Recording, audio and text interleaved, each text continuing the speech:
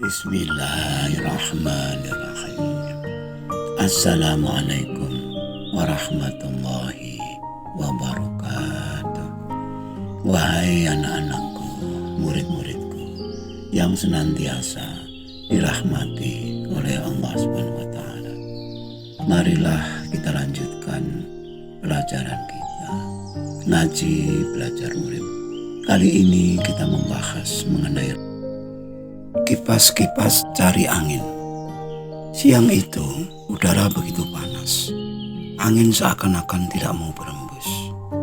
Semua penduduk desa Sendujaya mengeluh kepanasan, kegerahan, termasuk Paimin. Dia duduk di teras rumah sambil membawa kipas dari anyaman bambu. Mengipas-ngipas mengusir kegerahan dari tubuhnya yang berkeringat. Tiba-tiba ada suara yang menyapa. "Lagi ngapain, Men?" tanya Pak Ijo iseng yang lewat di depan rumahnya. "Kipas-kipas cari angin," demikian jawab Pak Imin. Apa yang dilakukan Pak Imin, kipas-kipas cari angin? Tentu saja mengusir kegerahan karena cuaca panas. Kipas yang dikipas-kipaskan untuk mengundang angin agar tubuhnya yang berkeringat terasa segar. Tentu saja Pak Iman tidak usah berpikir mengapa bisa begitu. Sedari dulu memang ya seperti itu. Padahal bila sedikit saja dipikir, maka kita akan dapat memahami sifat angin. Sebagaimana teori dalam ilmu fisika, udara yang bergerak disebut angin.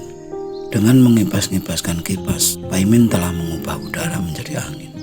Karena sifat udara yang selalu mengisi ruang yang kosong. Terkadang kita sulit untuk membedakan antara udara dan angin yang selalu kita hirup untuk bernapas. Itu udara ataukah angin? Bila bergerak dia disebut angin, bila diam dia disebut udara. Bukankah ketika udara yang semula di luar kita, begitu kita hirup dia bergerak? Namun sebetulnya bukan hal itu yang ingin kita pelajari. Bila kita fokus pada sifatnya yang utama, yaitu yang selalu menempati ruang yang kosong, angin yang selalu bergerak, itu saja sudah cukup menyadarkan kita betapa pentingnya memahami sifat angin, yaitu udara yang bergerak. Bila kita amalkan sifat itu, selalu mengisi ruang yang kosong, sungguh manfaatnya luar biasa. Ketika kita bergaul dengan orang lain, orang-orang terdekat kita, baik itu saudara, keluarga, teman, tetangga, dan yang lain, tentu sering kita jumpai seseorang itu kadang-kadang mengalami kekosongan.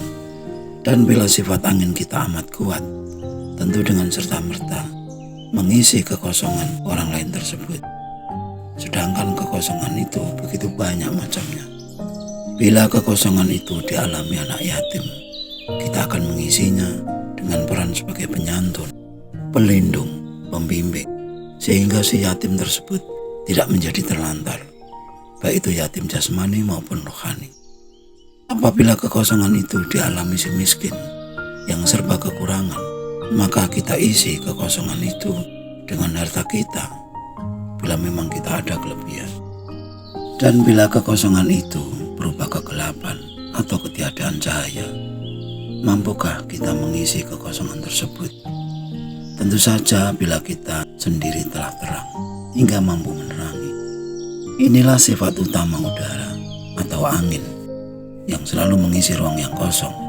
Suatu sifat yang amat jarang kita perhatikan, yang mungkin saja tingkat pencerahan kita selama ini belum mencapai level kesadaran alam semesta. Rutinitas kita yang begitu banyak, padat, dan selalu sibuk dengan hal-hal yang material, jarang kita sadari telah membawa kita sebagai mesin pengumpul uang, meskipun kadang-kadang juga uangnya tidak kunjung terkumpul, menjadi budak ambisi, di mana kita selalu termotivasi dengan moto, "Gantungkan cita-citamu setinggi langit." Bila kita adalah sosok yang ambisius, kita sering lupa dengan waktu yang tersedia bagi kita, apalagi dengan peristiwa yang selalu mengiringinya, di mana setiap waktu yang berjalan, peristiwa selalu mengiringi. Dan hal ini tidak pernah kita sadari bila kita adalah seseorang yang ambisius. Haji Fulan bin Bulus adalah contoh nyata seorang yang ambisius yang akhirnya kalah dengan peristiwa dan waktu. Di usianya yang sudah berkepala 6, tepatnya usia 62, dia belum berpikir untuk pensiun atau mandek Pandito Ratu. Sebagai pengusaha yang sukses, dia amat sibuk, relasi dagangnya amat banyak dan luas. Sungguh sangat menyibukkan. Jabatan sebagai kepala takmir Masjid Agung juga tak kalah menyibukkan dia. Apalagi di bulan-bulan di mana banyak hari besar keagamaan, Isra Mi'raj misalnya, Maulid Nabi, Hari Raya, Tahun Baru Islam dan sebagainya. Belum lagi jabatannya sebagai anggota dewan. Banyak program yang harus dilaksanakannya. Itu pun masih ditambah ancang-ancang bahwa dia akan mencalonkan diri sebagai kepala daerah tingkat 2 atau bupati. Bisa kita bayangkan bagaimana pikirannya harus bekerja setiap hari, setiap saat.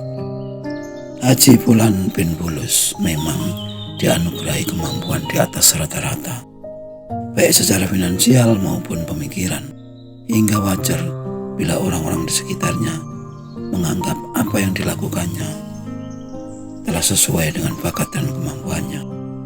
Namun sayang, Haji Fulan bin Bulus lupa bahwa apa yang dilakukannya disebut ambisi yang tidak akan pernah mengenal kata puas. Makin dituruti, makin menjadi, makin diminum, makin haus. Ambisi yang terlalu besar bagaikan topan tornado yang sanggup meluluh lantakkan rumah-rumah penduduk hanya dalam hitungan tidak lebih dari 3 menit. Dan setelah angin itu berlalu, yang ada hanyalah kehancuran. Haji Fulan bin Bulus meninggal dunia secara mendadak, terkena serangan jantung sepulang dari kerja. Dia mati meninggalkan banyak jabatannya sebagai pengusaha, kepala takmir, anggota dewan, bakal calon bupati, dan tentu saja yang ditinggalkannya jabatan yang pasti kepala keluarga. Ambisinya yang begitu dahsyat menghancurkan kesadarannya tentang peristiwa dan waktu. Umurnya yang telah mencapai 62 tidak disadari sebagai usia peringatan bahwa fisiknya mulai menurun, bahwa peristiwa apapun akan mungkin terjadi di tengah perjalanan manusia. Kenyataannya adalah semua cita-citanya kandas di tengah jalan, seiring dengan hilangnya nyawa yang ada di dalam tubuhnya. Dia belum sempat ancang-ancang pensiun, bahwa mati tidak pernah jadi pertimbangan di dalam hidupnya. Wahai anak-anakku, murid-muridku, dari kisah Haji Fulan bin Bulus ini, kita harus bijak dalam mengambil hikmah, mengambil pelajaran darinya.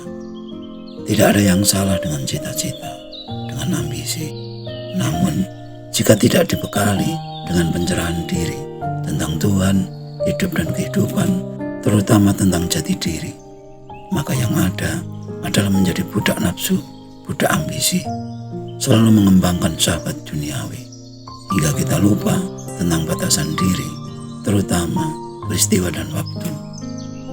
Kesuksesan palsu yang kita cita-citakan hanyalah khayalan yang semakin ingin diraih, semakin sulit, makin menjauh, bagaikan mengejar bayangan diri ketika kita membelakangi cahaya.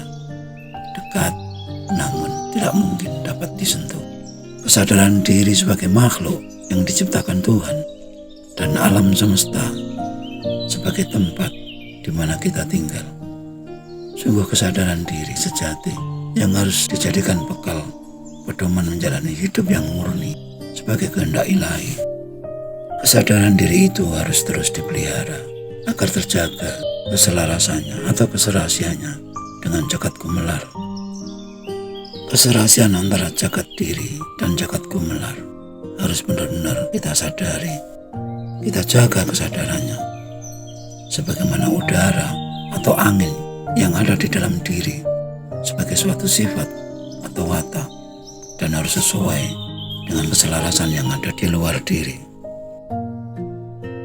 Keselarasan adalah sumber kebenaran yang hendaknya kita jaga, kita kendalikan setiap saat, dan rahmat pertolongan Tuhan adalah andalan kita. andalan utama kita. Dan di antara rahmat-rahmat itu adalah disediakannya udara yang siap kita hirup setiap saat, yang tanpanya hanya dalam hitungan menit melayanglah jiwa yang ada di dalam tubuh. Adakah kita sadari itu, bahwa udara atau angin adalah suatu mukjizat dari Yang Maha Mukjizat? Sekian dulu wejangan yang mohon maaf atas segala kekurangan. Semoga selalu bermanfaat, dan marilah berdoa bersama. Ya Allah, mudahkanlah jalan pengabdian kami kepadamu. Amin, amin, amin ya rabbal alamin. Wassalamualaikum warahmatullahi